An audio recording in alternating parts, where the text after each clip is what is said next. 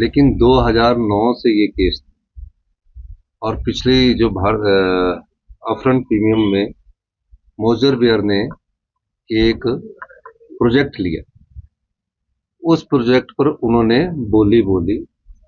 और upfront premium का मतलब ये होता है कि पावर प्रोजेक्ट चले या ना चले, सरकार को वो पैसा हमको देना था। तो उस अपफ्रंट प्रीमियम में जो हमारे उस समय की ऊर्जा नीति थी 2009 में, क्योंकि मैं विधायक भी था, उस ऊर्जा नीति बनाने में मेरी भी थोड़ी भूमिका थी, तो मुझे इसलिए उसकी ज्यादा जानकारी है। उसमें हमने रिजर्व प्राइस रखा 10 लाख रुपए पर मेगावाट। 10 लाख पर बोली बोलनी थी, जो उसने कम्पिटिटिव बिडिंग के द्वारा बोली जाने थी। तो उसमें 10 लाख मेगावाट से ज्यादा बोली बोलकर मोजर बेयर को ये पावर प्रोजेक्ट अलॉट हो गया। मोजर बेयर ने कभी ये इस प्रोजेक्ट को शुरू नहीं किया, और फिर उसके बाद भारतीय जनता पार्टी ने इसमें कोई गौर नहीं किया। जयराम ठाकुर जी जो कहते हैं ना, उनसे पूछा जाना चाहिए कि 5 साल आपने इस प्रदेश की अर्थव्यवस्था का बेड़ा गर्क करने में कोई कसर नहीं छोड़ी है। तो उसके बाद आर्बिट्रेशन में गए, और मुझे आर्बिट्रेशन में ये कहना है कि आर्बिट्रेशन में सरकार के केसेस जीते नहीं है। अब 64 करोड़ हिमाचल प्रदेश के लिए कोई बड़ी बात थोड़ी है, लेकिन हम लीगल पहलू पर लड़ रहे हैं। हमने इसी महीने 2 पे दी 3000 करोड़ रुपया अपने सरकारी कर्मचारी अधिकारियों को बांटा, तो 64 करोड़ जमा कराने में हमें कोई दिक्कत नहीं है। लेकिन जुडिशरी को भी देखना चाहिए था कि मैं ये बात कहना चाहूंगा कि थोड़ा सा इन चीजों का ध्यान रखा जाए कि हमें किस नियम और रूल्स के तहत वो इस प्रकार के जो फैसले हैं वो कर रहे हैं। मेरा ये मानना है कि आर्बिट्रेशन के पैसे जो जमा करने के बाद हमें ये देखना है कि क्या हम उस केस को लड़ेंगे।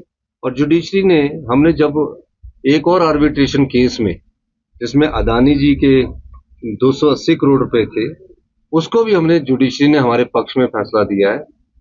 और इस मामले में मैं ये कह सकता हूं कि जो 64 करोड़ देने की बात है कोई बड़ी बात नहीं है। जुडिशरी के पास जो हमारे वकील है उन्होंने क्या प्रेजेंट किया, ये बड़ी देखने वाली बात है। तो मैं उसका भी अध्ययन कर रहा हूँ, और जो हमारा आर्बिट्रेशन के खिलाफ अपील है उसको हम दायर करेंगे। और सबसे बड़ी पीड़ा का विषय है कि हिमाचल प्रदेशियों का अगर कोई पहचान अगर दिल्ली में है, वो हिमाचल भवन है, जो मंडी हाउस में स्थित है। कोई भी हिमाचल वासी वहां जाता है, गर्व के साथ जाता है, अपना परिवार घर समझ करके जाता है, और वहां उसी को ही अगर नीलाम कर दिया तो इससे बड़ा दुर्भाग्य और कोई हो नहीं सकता। मुझे लगता है कि हिमाचल के इतिहास में ये पहला ऐसा अवसर आया कि जो बहुत महत्वपूर्ण और प्रेस्टिजियस हमारी प्रॉपर्टीज हैं उनको नीलाम होने की नौबत आई है। ये सरकार की नाकामयाबी है, सरकार की नालायकी है। 70 वकीलों की फौज खड़ी की है यहाँ पर, एडवोकेट जनरल से लेकर के एडिशनल डेप्टी, लेकिन उसके बावजूद सरकार को वो डिफेंड करने की स्थिति में नहीं है, क्योंकि हाजिरी लगाते हैं लेकिन कभी भी वो जाकर के वहाँ पर गंभीरता से सरकार के पक्ष को रखने की जो बात आती है उसमें वो सफल नहीं हो पाते।